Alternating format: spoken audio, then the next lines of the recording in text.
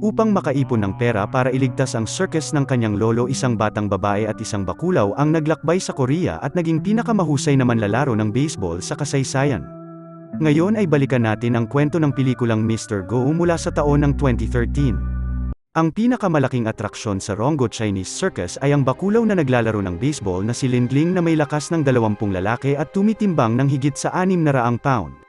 Ang malaking primate na ito ay sinanay upang gumanap ng isang 15 taon bata na si Weiwei na kanyang matalik na kaibigan mula nang ipanganak ito. At nang makita nito ang bata noong siya ay bata pa, siya naniniwala si Lindling na anak niya ito at mula noon ang dalawa palaging magkasama kahit sa pagtulog araw-araw. At mula sa murang edad si Weiwei ay nagsimulang turuan ang unggoy sa wika ng mga tao at dahil sa kanya ang hayop ay nagawang makaunawa ng 2,000 salita sa Chinese. At sa paglipas ng panahon ang babae ay naging interesado sa baseball at tinuruan si Lindling kung paano humawak ng bat. At sa mga sandaling ito nagsimulang sumikat ang circus, ngunit hindi nagtagal ang kanilang tagumpay dahil sa isang bakulaw na si Lettering. Ang hayop ay kinuha mula sa bundok upang turuan ito ni Weiwei na maghagis ng bola, ngunit hindi ito magawang paamuhin ng dalaga at nagkaroon ito ng negatibong epekto sa circus. At lumipas ang buwan, sa panahon ng isang lindol na wala ng dalaga ang kanyang lolo na siyang nag-iwan ng malaking utang.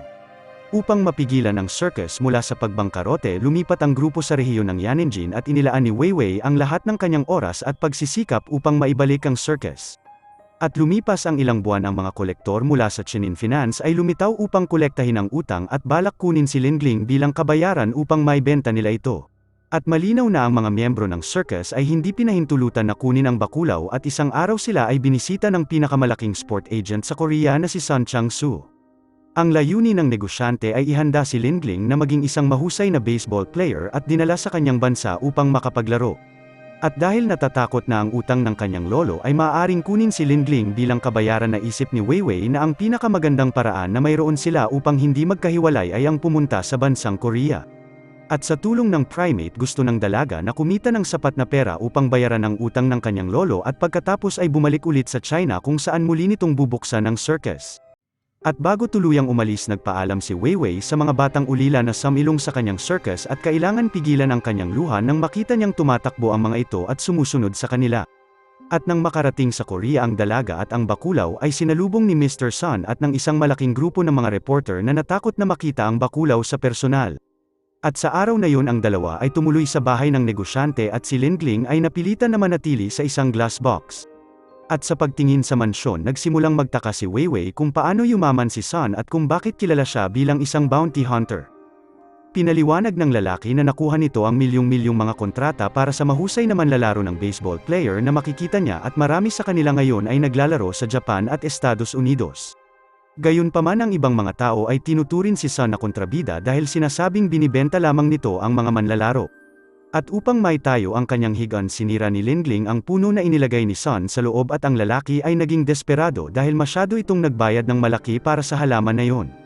At sa mga puntong ito, sinabi ni Weiwei na ang Gorilya ay mas magiging maayos kung magkasama sila, kaya nagpasya si Sun na payagan si Lindling na maglakad ng malaya sa kanyang mansyon.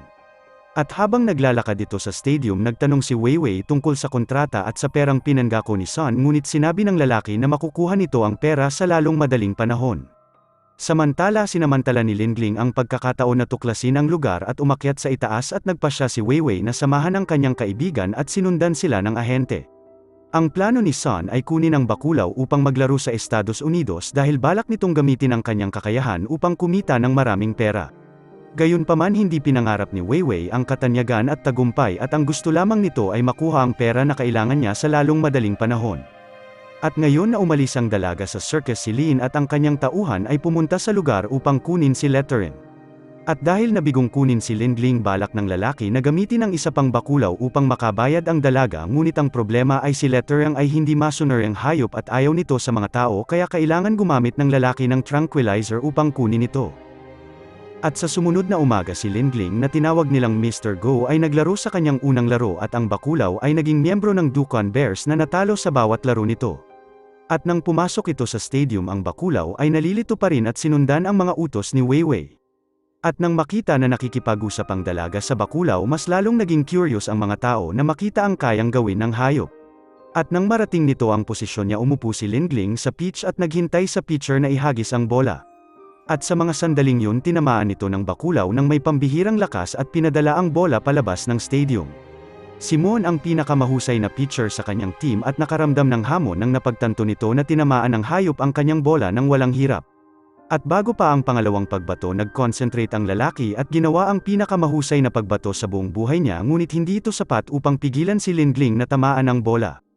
At nang tinamaan nito ang kanyang ikatlong pagtira nasira ng bakulaw ang malaking screen at ang mga manunood ay tumayo upang puriin siya. At mula sa araw na yun si Lindling ay nanalo sa bawat laro at tinakat ang lahat ng kalaban.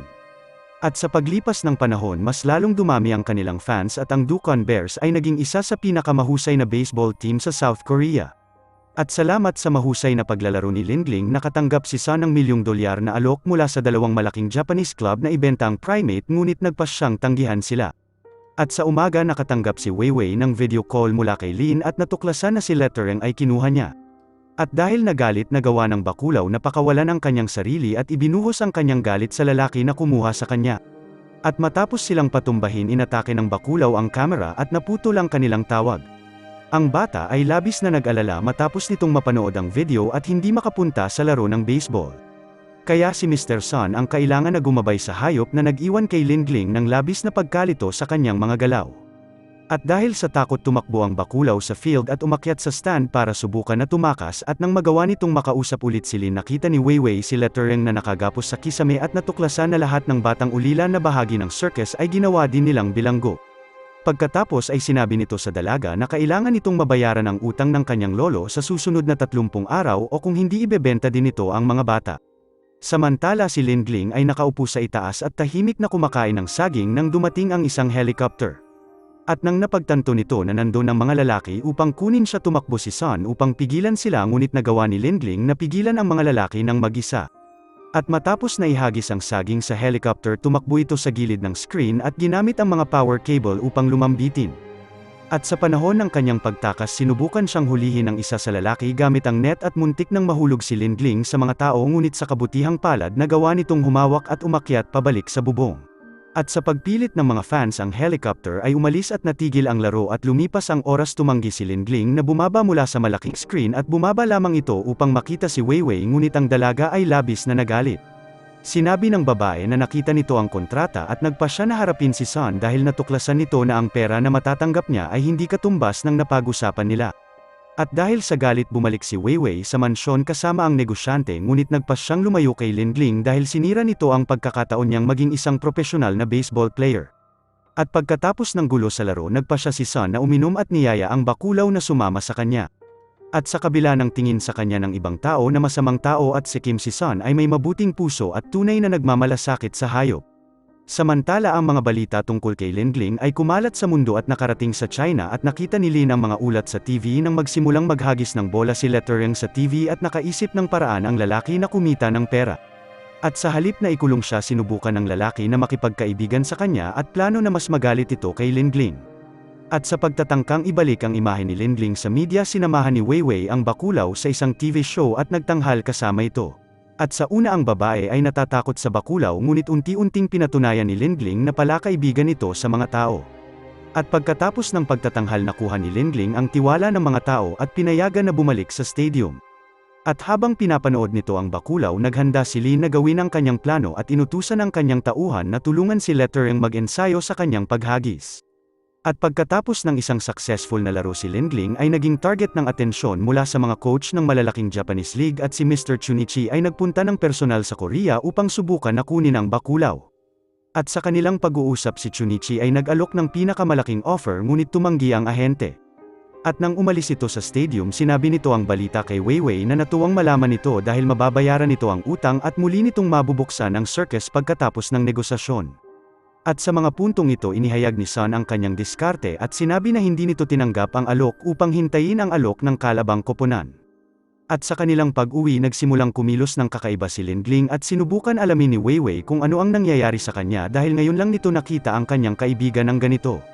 At dahil nag-alala nagpa siya si Son na dalhin ang bakulaw sa isang veterinaryo na dalubhasa sa primate at natuklasan na malapit nang mapunit ang ligament sa kanyang tuhod. At upang maiwasan itong mangyari isang surgical intervention at 6 na linggong pahinga ang kinakailangan. At matapos na marinig ang diagnosis nalaman ni Sun na dinobol ni Mr. Yamuri ang alok ni Tsumichi at nais na isara ang deal sa lalong madaling panahon. Gayunpaman bago papirmahan ang mga papeles sinabi ni Yamuri ang kanyang koponan ay kailangan na magsagawa ng ilang medikal na pagsusuri sa Bacurau at napagtanto ni Sun na siya ay nasa malaking problema. At nang makita ang kanyang matalik na kaibigan na makakilos na lungkot si Weiwei at nagpa siya na bumalik sa mansyon. At ilang minuto ang lumipas kinausap ni Sun ang dalaga at sinisisi niya ito sa pagtatago ng injury ni Lingling. Gayunpaman ang totoo ay hindi alam ng negosyante na may injury ang Bacurau at sinabi na dapat kilala ito ng dalaga upang malaman na nagdudusa na ito. At nang marinig nito ang sinabi ng lalaki na guilty si Weiwei na hindi nito napansin na may mali na kay Lingling bago pa mahuli ang lahat. Habang ang kanilang pagtatalo ay naputol ng isang balita na ang NC ay kumuha ng Bacurau na pitcher na kilala bilang Letterin. At nang makita ang hayop sa TV na pagtanto ni Weiwei na gumawa si Lee ng malaking pagkakamali dahil si Letterang ay lubhang mapanganib. At sa gabi pumunta si Sun kay Chunichi upang subukan na makipagkasunduan sa kanya dahil alam niyang ibibigay ni Yamuri si Lingling sa oras na matapos ang pagsusuring medikal nito sa hayop. At sa mga sandaling yun nakita ng negosyante si Letterang sa paglalaro at gusto nitong malaman ang higit pa sa primate. At hindi tulad ni Lingling si Letterang ay isang Bacurau sa bundok kaya hindi ito kasing amo ni Lingling at ang kanyang pitch ay masyadong malakas at walang hitter ang nakakatalo sa kanya. At dahil sa paglalaro ni Letterang ang NC Club ay nabawi ang kanilang katanyagan sa isa sa mga pinakamahusay na Korean team na naglagay sa panalo ng Dukhan Bear sa panganib. At dahil determinadong patunayan na si Lingling ang mahusay na manlalaro nagpa siya si Sun na huwag pansinin ang utos ng mga doktor at paglaruin ang Bacurau. At dahil nahaharap sa peligrosong desisyon ang tanging kailangan gawin ng mga doktor ay magrekomenda ng gamot na maaaring ipainom ni Weiwei kung ang hayop ay makakaramdam ng labis na sakit sa panahon ng paglalaro. At nang makita ang Bacurau na nakatulog dahil sa gamot na kanyang iniinom nakaramdam ng masama ang dalaga dahil sa nangyari sa hayop at napagtanto na hindi talaga nito kilala si Lingling kagaya ng iniisip niya. At sa oras na yun nalaman ni Sun na si Tsumichi ay nagsagawa ng pulong kay Lin upang masuri ang posibilidad na kunin si Letterang sa halip na si Lingling. Upang pigilan ang kasunduan na ito pumunta si Sun sa lugar ngunit ganap na hindi pinansin ni Chunichi. Samantala nanatili si Weiwei sa tabi ni Lingling at nanonood ng ilang videos mula noong pareho silang nagtatrabaho pa sa circus. Nakita ng batang babae ang eksaktong sandali na ipinakilala siya ng kanyang lolo sa Bacurau at napagtanto na si Lingling na lamang ang pamilyang mayroon siya.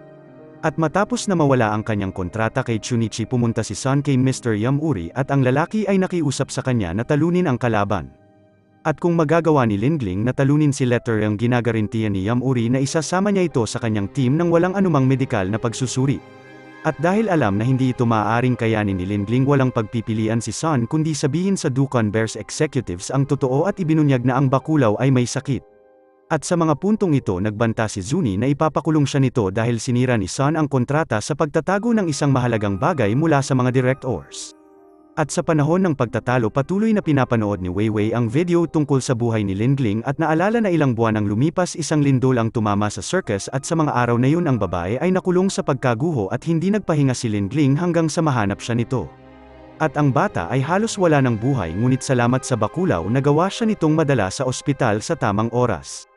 At matapos na makita ang balita tumayo si Weiwei at sinigawan ang primate at kahit pa nasa ilalim ng pinsala ang Bacurau sinubukan nitong tumayo ngunit hindi ito makahakbang nang hindi bumabagsak sa lupa.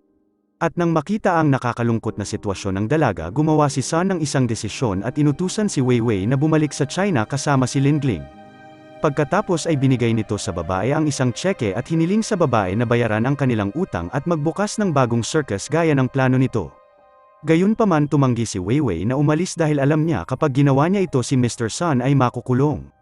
At kahit pa iginiit ng lalaki na magpatuloy ito at sinabing hindi ito magtatagal sa loob ng kulungan at sa sandaling makalabas ito nangako itong hahanapin niya ang dalaga sa China. At nang marinig ang pag-uusap nagawang tumayo ni Lingling at nagpa siya na pumunta sa stadium ng kusa.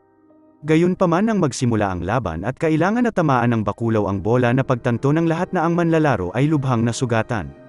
At sa panahon ng laro ang proteksyon ni Lingling sa kanyang binti ay nasira at kailangan ipagpatuloy ng unggoy ang laro nang hindi makatayo ng maayos. At dahil hindi nito magamit ang kanyang kanang paa gumawa ang Bacurau ng bagong diskarte upang maka-rebound sa pamamagitan ng paggamit ng kanyang bigat sa kanyang kaliwang binti. At nang makita ang eksenang ito ang buong manonood ay humanga sa kakayahan ni Lingling na umangkop at sa pagnanais nitong manalo sa laro. At sa mga sandaling yon naging emosyonal si Weiwei at napagtanto na hindi kailangan ng Bakulaw ang kanyang utos upang kumilos dahil siya ay labis na matalino at may kakayahan na gumawa ng diskarte sa kanyang sarili. At sa pagkakataon na ito nang maghagis si Lettering na gawa ni Lingling na tamaan ang bola at ang lakas ng impact ay napakalakas na ang bola at ang baseball bat ay nasira. At dahil hindi alam kung paano magpapatuloy sa sitwasyon kailangan ng mga judge na sumanggunis sa mga patakaran ng laro at sinabi na kailangan ng mga NC players na kunin ang piraso ng bola at subukan na pagsamahin sila. At nang marinig ang instruction ang lahat ng manlalaro ay nagsimulang hanapin ang mga nawawalang piraso at sa tulong ni Weiwei nagawa ni Lingling na tumakbo sa paligid ng base ng field. At sa injury nito sa binti hindi natapos ng Bakulaw ang pagtakbo sa tamang oras at natalo ang team sa laro. Gayunpaman sa pagbibilang sa piraso ng mga bola na pagtanto ng referee na isang fragment ang natitira sa field na nagbigay ng panalo sa Dukon Bears. At matapos na manalo sa kampyonato bumagsak si Lingling at sinubukan siyang tulungan ni Weiwei. Dumating din si Mr. Sun at tinulungan na makabangon ang Bakulaw at dahil nagalit na natalo sa laro inatake ni Lettering ang kabilang grupo at sumugod kay Lingling gamit ang lakas nito at itinapon ang Bakulaw sa stand.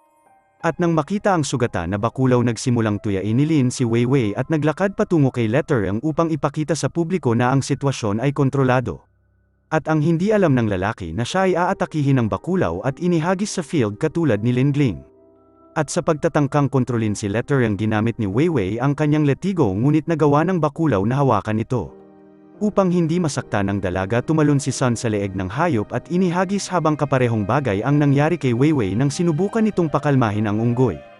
At nang makita na nasaktan ang dalaga tumayo si Lingling at pinunit ang kanyang uniform at galit na umatake sa kanyang kalaban. Gayunpaman wala sa mga suntok ni Lingling ang kayang pumihil kay Lettering at matapos na mapatamba ang Bakulaw ay direktang nagtungo sa dalaga. At sa mga oras na yun kinuha ni Sun ang golf cart at sinagasaan ang unggoy pagkatapos ay sinubukan nitong ilayo si Weiwei sa lugar ngunit tumanggi itong iwan si Lingling. At matapos na ilagay ang dalaga sa sasakyan mabilis niya itong dinala sa ligtas na lugar ngunit ang dalawa ay hinabol ng Bakulaw na nagsimulang maghagis ng mga bola sa cart. At habang nagmamaneho tinamaan si Sun ng isa sa mga bola at nawala ng malay at nawala ng kontrol sa sasakyan. At dahil sa takot sinubukan ni Weiwei na kunin ang manubela ngunit naabutan sila ni Lettering at pinatomba ang sasakyan upang pigilan silang makatakas. At nang makatayo ito nagmadali si Lingling na protektahan ang kanyang kaibigan at tinamaan si Lettering ng isang suntok na nagpatomba sa kanya. Pagkatapos ay nagpatuloy si Lingling sa pag-atake at nagbitaw ng ilang suntok sa Bakulaw at halos hindi na makalaban. At sa mga sandaling yun nagsimulang sumigaw si Weiwei kay Lingling na itigil ang pag-atake at balak ng Dukon Bears na umatake sa Bakulaw ngunit nagmakaawa ang dalaga na huwag nila itong saktan. At alam ng dalaga na ang pagiging agresibo ng Bakulaw ay kasalanan niya dahil kinuha nila ang unggoy mula sa tirahan nito at sinubukan na sanayin bilang domestic na hayop. At dahil wala itong magiliw na ugali katulad ni Lingling ginugol ni Lettering ang kalahati ng kanyang buhay na nakakulong at nakatali sa isang hawla na mas naging dahilan upang maging agresibo ito. At dahil alam na isa siya sa may pananagutan sinubukan ni Weiwei na bumawi sa kanyang pagkakamali at nagpasyang ibalik ito sa kanyang natural na tirahan. At pagkatapos ng pangyayari kinansela ni Chunichi ang kontrata na ginawa nito kay Lettering at si Lin ay na-deport pabalik sa China kung saan naaresto ito sa ilang krimen. At sa kaparehong araw dinala si Lingling sa operating room at pagkatapos ng 7 oras na operasyon ng Bakulaw ay inilabas sa ospital. At salamat sa akusasyon na ginawa ng Dukon Bears executive si Sun ay inaresto at ikinulong sa loob ng 4 na buwan bago mabawi ang kanyang kalayaan. At karagdagan ang lalaki ay permanenteng tinanggal sa kanyang posisyon bilang isang ahente. At mula sa perang natanggap niya kay Sun bumalik si Weiwei sa China kasama si Lingling at nagbukas ng bagong circus na ngayon ay may higit pang batang ulila na nakatira. At bilang pangako matapos na makalaya sa kulungan binisita ni Sun ang dalaga at labis na masaya na lahat sila ay nakapagsimula ng bagong buhay. Salamat sa panunood. Kung nagustuhan mo ito huwag kakalimutan mag-like at subscribe para sa mga susunod pa nating movie recap.